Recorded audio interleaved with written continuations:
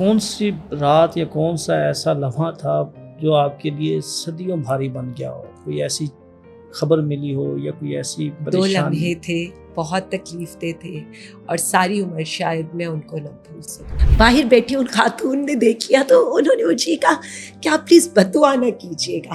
تو میں نے ان سے کہا کہ ہم پورا سال جمعۃ الوداع کا انتظار کرتے ہیں۔ کون سی خواتین ہیں کہ ان کو دھکے مار کے ہم نکال رہے ہیں، رات کے 3 بجے دوسری جیل میں جا رہی ہیں اور ان کو پتہ بھی نہیں ہے کہ ہمیں کس جیل میں جانا ہے، اور پھر بھی یہ مسکرا رہی ہیں۔ یہ لگ رہا تھا کہ شاید میں واش روم سے بھاگ جاؤں گی، بٹ میں اسی حالت میں باہر نکلی ہوں۔ دا وے میرے منہ پر دوپٹہ پھینکنا، مطلب گھر کے سلپرز میں جانا کہیں پر، گھر کے کپڑوں میں جو گن پوائنٹ پر رکھیں، آنکھوں پہ کالی پٹی، منہ پر کالا کپڑا، ہاتھ پہ ہتھ کڑی۔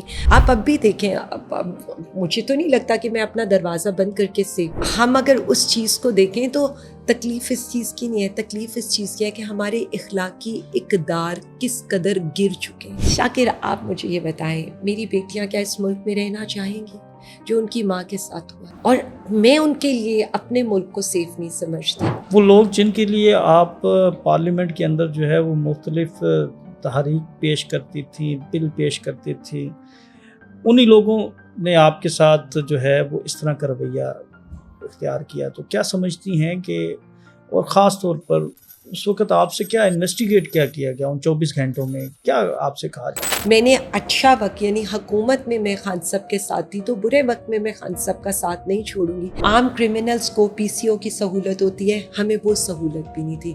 عام کرمنلز کو پیشوں سے چیزیں لے جانے کی اجازت ہوتی ہے، 27 دن انہوں نے ہمیں کسی چیز کی اجازت نہیں دی۔ میں نے کہا آپ ہمارا ریمانڈ کیوں دیتے ہیں؟ انہوں نے کہا جی ہماری مجبوری ہے۔ تو میں نے کہا جج صاحب پھر آپ یہ سمجھ لیں، یہ جج صاحب فرما رہے ہیں کہ ریمانڈ دینا ہماری مجبوری ہے۔ میں نے کہا پھر آپ یہ سمجھ لیں میری مجبوری ہے کہ میرے سے ایک شہر نہیں رہا جاتا۔ اللہ کا شکر ہے آپ پیٹ بھرنے کے لیے کھانا کھاتے ہیں، ایک چیز کے بغیر آپ کی زندگی نہیں ہوتی، وہ انسانی ریلیشن۔ ہماری جو میٹنگ ہوئی تھی وہ بہت ہی عجیب تھی۔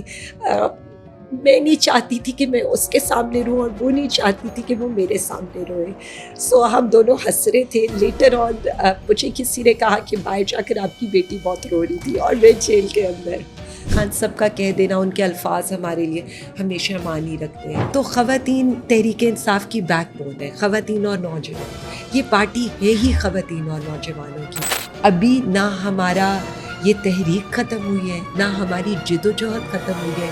اگر میں یہ کہہ لوں کہ جیل سے آنے کے بعد ہی سب کچھ ختم ہو گیا ہے تو نہیں۔